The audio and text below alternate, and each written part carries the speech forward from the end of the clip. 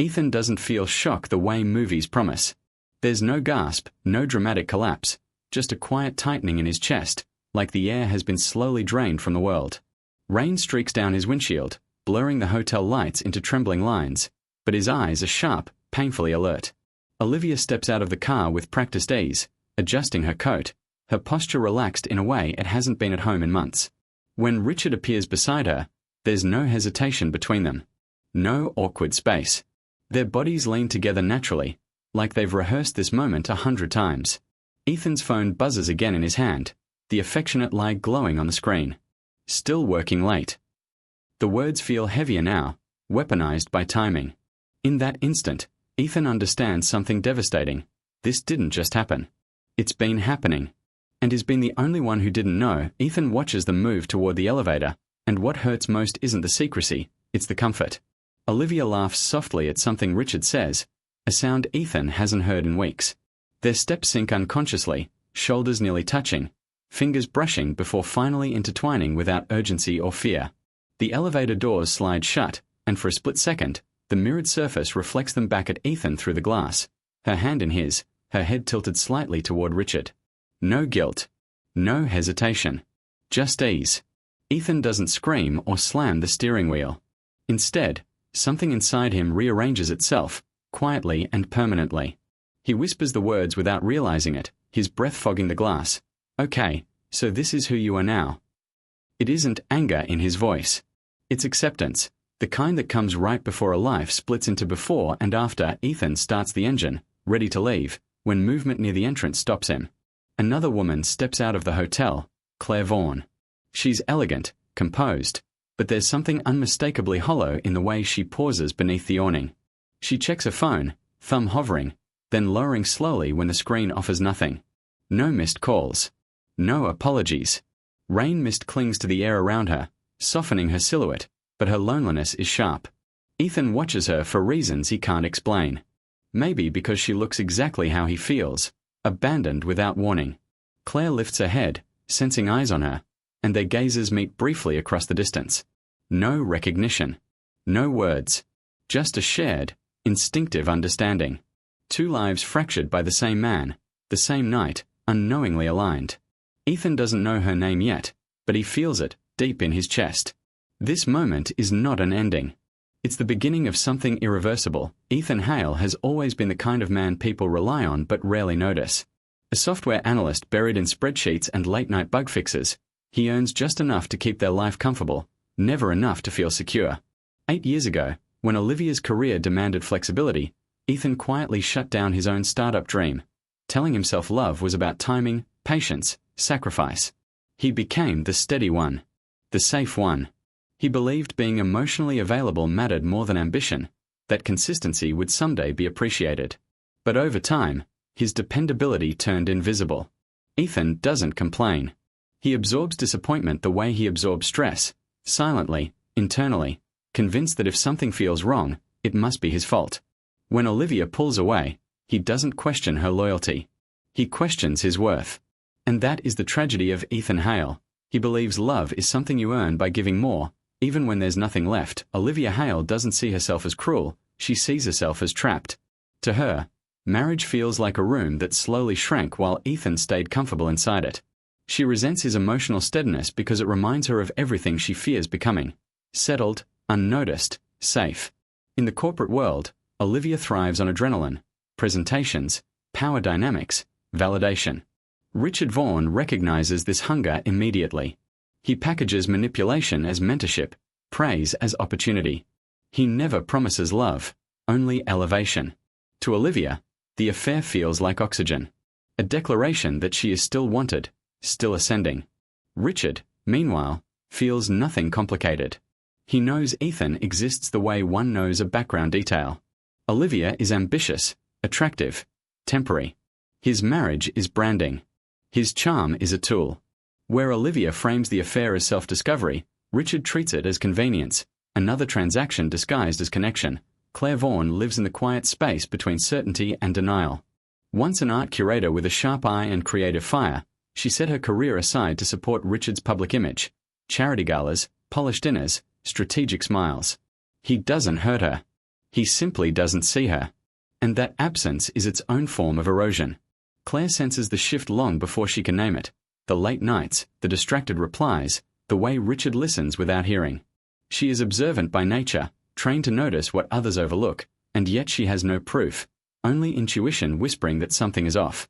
Across town, Ethan feels the same fracture forming. Olivia stops touching him, stops asking about his day. Networking dinners replace evenings at home. Ethan internalizes the distance, believing love is failing because he isn't enough. What's truly at stake isn't just marriage, it's identity, dignity, and the fragile belief that love is still worth trusting. The notification arrives without warning, lighting up Ethan's phone while the apartment is silent. Olivia's iPad, still synced from years ago, has received a message meant for someone else. At first, Ethan doesn't understand what he's seeing. Then the words sharpen. Explicit without being obscene. Intimate in a way that leaves no room for denial. A voice note follows. He presses play before he can stop himself. Olivia's laughter fills the room, light, unguarded, alive, echoing against the sterile backdrop of Richard's office. Ethan barely recognizes it. Photos appear next, not graphic, but devastating. A hand on her waist, her reflection in glass, a private smile never meant for him. His stomach turns violently. He barely makes it to the bathroom before vomiting, gripping the porcelain as his body betrays what his mind refuses to release. He doesn't cry. He doesn't delete anything. He sits on the cold tile floor, staring at the proof, understanding that ignorance was the only thing holding his life together. Hours pass in silence, and something inside Ethan settles, not peace, but clarity. He considers every predictable reaction: confrontation, accusations, pleading for honesty, demanding explanations. Each one feels wrong, not because they lack justification, but because they would give Olivia control of the narrative. Ethan realizes he doesn't want apologies crafted in panic or truth diluted by fear. He wants reality. Undistorted. Untouched. So he chooses observation. He saves the messages. Locks the photos behind a passcode. Begins paying attention in a way he never had before. The micro-expressions, the delays in her replies, the way her smile appears and disappears depending on who's watching. Ethan becomes still, deliberate, almost invisible. This isn't revenge. It's survival. He understands that once he confronts her, the story changes. Secrets scatter. Lies evolve. For now, silence is power. And power, he realizes, is something he's never allowed himself to hold. The charity art event is everything Ethan expects: polished, expensive, performative. Olivia treats him like furniture, introducing him out of obligation before drifting back to Richard's orbit. Left alone, Ethan wanders until he notices a woman standing silently in front of a painting, studying it too closely to be pretending. Claire Vaughan. Their conversation begins awkwardly, stitched together with politeness and shared discomfort. No names. No accusations. Just two people who feel out of place in a room built for appearances. Claire admits, quietly, that she sometimes feels like she's the only one trying to hold something together. The words land harder than she knows. In that moment, Ethan understands the full shape of the betrayal, not just Olivia's, but Richard's. Claire doesn't know. And Richard is confident she never will. Ethan looks at her, standing in front of stolen beauty, and realizes this isn't coincidence. It's the beginning of truth demanding to be seen. The weeks that follow move like a quiet fracture spreading through glass. Olivia grows bolder, no longer hiding her phone, no longer apologizing for late nights. Her confidence hardens into entitlement, and Ethan notices the shift immediately. Richard, drunk on power and routine, grows careless, familiar touches in public, jokes that linger too long, a sense of invincibility that assumes no consequences. Ethan, meanwhile, becomes sharper. He listens more than he speaks. He memorizes dates, tones, absences. Across the city, Claire feels the imbalance before she understands it. Richard's presence thins out, conversations shortening, affection reduced to gestures that feel rehearsed. The four of them live parallel lives now, intersecting at events and dinners like strangers following a script. No one explodes. No one confesses. The danger lies in restraint. Every smile hides a calculation. Every silence carries weight. The tension doesn't scream, it tightens. Ethan and Claire begin meeting the way broken people often do, by coincidence that becomes pattern. The same cafe. The same mid-morning lull. Conversations drift toward loss, not infidelity. They talk about careers paused, identities diluted, the strange grief of becoming invisible in your own life. There's no flirting. No accidental touches. The space between them remains careful, respectful. Sometimes they sit in shared silence, coffee cooling, understanding that words aren't always necessary. Ethan isn't seeking revenge, not yet. He's seeking clarity, a way to see himself again outside Olivia's shadow. Claire senses that Ethan carries something heavy, but she doesn't ask. She's not ready to know. Their bond isn't romantic, it's reflective, like looking into a mirror that shows the truth gently. And in that safety, something dangerous grows: trust. The kind that makes truth inevitable. The receipt is folded neatly inside Richard's jacket pocket, discovered by accident while Claire hangs it in the closet. A hotel name catches her eye. The date makes her stomach drop. It matches a night Richard claimed he was overseas. Claire confronts him carefully, offering the chance for truth. Richard doesn't hesitate. He lies smoothly, professionally, spins a story about meetings, assistants, accounting errors. Claire wants to believe him. She almost does. But doubt lodges deep, refusing to dislodge. At the same time, Olivia gaslights Ethan relentlessly, calling him paranoid, insecure, ungrateful. At events, Richard humiliates Ethan subtly, correcting him publicly, dismissing his presence with polished cruelty. The power imbalance becomes undeniable. Ethan realizes Olivia isn't torn, she's planning, waiting for the promotion before leaving him. And Claire realizes something equally terrifying: she's disappearing from her own life, one lie at a time. The corporate gala unfolds like a carefully staged illusion: crystal chandeliers, champagne flutes, practiced smiles. Olivia and Richard arrive separately, slipping in through different entrances, their secret coordination seamless and arrogant. Ethan arrives alone, uninvited energy clinging to him like static. Claire arrives alone too, radiant but distant, already sensing the lie beneath the glamour. Inside, laughter masks calculation. Then Claire overhears Olivia near the bar, her voice low but careless, bragging about timing, promotions, and a man who doesn't even know yet. The words land like a blade. Claire retreats to the terrace, breath shallow, the truth snapping into focus with brutal clarity. She doesn't scream. She doesn't faint. She breaks quietly, hands shaking, tears falling without sound. Inside, the music swells, oblivious. The collision has already happened. The truth has found its moment. Ethan finds Claire outside, the city lights stretched behind her like fractured glass. He doesn't ask what she heard. He knows. For the first time since this began, he chooses honesty over restraint. He tells her everything, slowly, plainly, how the messages arrived, how long it's been happening, how Richard never cared who got hurt. He hands her his phone, evidence laid bare.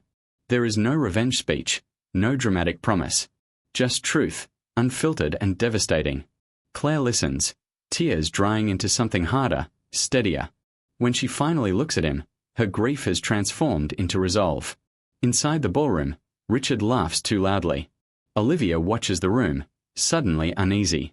They don't know it yet, but the balance has shifted. Outside, in the quiet, two betrayed people make the same decision without saying it aloud. Silence is over. Truth is no longer optional. The confrontation is swift and unavoidable. Claire walks back into the gala and addresses Richard in front of investors, executives, and donors. Her voice doesn't shake. She names the affair, announces the divorce. Then she pulls the final thread, withdraws funding, exposes corporate misconduct she uncovered with Ethan's quiet help. The room freezes. Richard scrambles, trying to reframe, to control the narrative, but power has already left him. Olivia panics, reaching for Ethan in desperation. She calls him safe, says she never meant to hurt him. Ethan looks at her, calm at last, and delivers the truth she never considered. Safe isn't the same as disposable. The words land harder than shouting ever could. In that moment, Ethan doesn't win by revenge. He wins by reclaiming himself. And the illusion collapses, loud, public, irreversible. The fallout doesn't arrive with headlines or sirens. It comes quietly, the way real consequences often do. Richard loses his board seat in a closed-door meeting, power stripped without applause. Investors distance themselves. His name becomes something people lower their voices around. Olivia's exit is even quieter, No public scandal, just a sudden termination framed as restructuring. Calls go unanswered. Invitations stop coming. Her reputation dissolves faster than she ever imagined. Ethan doesn't celebrate. He simply steps away. He packs his things with calm precision, choosing distance over bitterness. No speeches. No final arguments. Just a door closing with intention. Across town, Claire breathes for the first time in years. The chaos she feared becomes clarity. What was once unbearable becomes survivable. The wreckage is real, but so is the relief. For the first time, consequences align with truth, and that alignment is its own kind of justice. Healing begins slowly, without grand declarations. Ethan moves into a modest place of his own, learning how silence can be restorative instead of lonely. Therapy becomes a space where he untangles sacrifice from self-erasure. Claire returns to art the way one returns to breath, hesitant at first, then instinctively. She paints again, curates again, allowing herself to be seen without permission. They keep distance, respecting the fragility of new ground. Coffee becomes conversation. Conversation becomes trust. Friendship grows without expectation, without urgency. Respect follows naturally, rooted in how they show up for themselves rather than each other. Desire surfaces quietly, unforced, acknowledged but not rushed. This isn't about replacing what was lost. It's about choosing what's next with clarity. Growth, they learn, isn't dramatic. It's consistent. And for the first time, both of them are moving forward without leaving parts of themselves behind. The exhibition opening is small but intentional. Claire's work hangs cleanly on white walls, bold, honest, unmistakably hers. Ethan attends quietly, standing among strangers, not introduced as anything other than himself. He doesn't hover. He doesn't rescue. He listens as others speak to her, pride warming him without possession. When their eyes meet across the room, there's no debt between them. No imbalance. Just recognition. Later, they stand together, shoulder to shoulder, discussing the art like equals. Two people who survived something and didn't let it define them. The moment isn't triumphant. It's grounded. Symbolic without being performative. This isn't a fairy tale ending. It's better. It's earned. Ethan didn't save Claire. Claire didn't heal Ethan. They chose themselves first. And in doing so, they found each other, not out of need, but out of alignment. Months pass, not marked by milestones but by ordinary moments slowly losing their weight. Ethan and Claire cook together in a sunlit kitchen that smells of garlic and olive oil. The windows are open. Music plays low in the background. They laugh over something unimportant, a burnt edge on bread, a misplaced spice, and the sound feels unfamiliar in the best way. This laughter isn't manic or triumphant. It's tentative, still learning its shape. Both of them carry scars that haven't fully faded, but the silence between them is no longer heavy. It's comfortable. Healing continues, uneven and honest.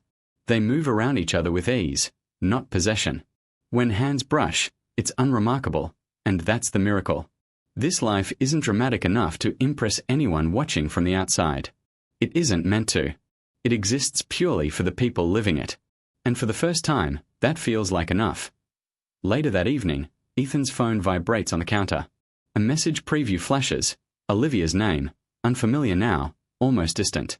For a brief second, muscle memory urges him to read it. Curiosity flickers. Habit, too.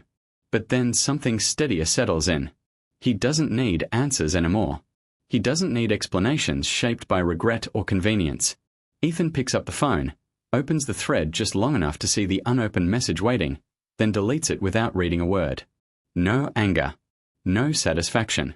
Just release. The past doesn't demand his attention anymore. Across the room, Claire hums quietly as she cleans her brushes, unaware of the moment, and that's exactly how Ethan wants it. Closure doesn't arrive as a conversation.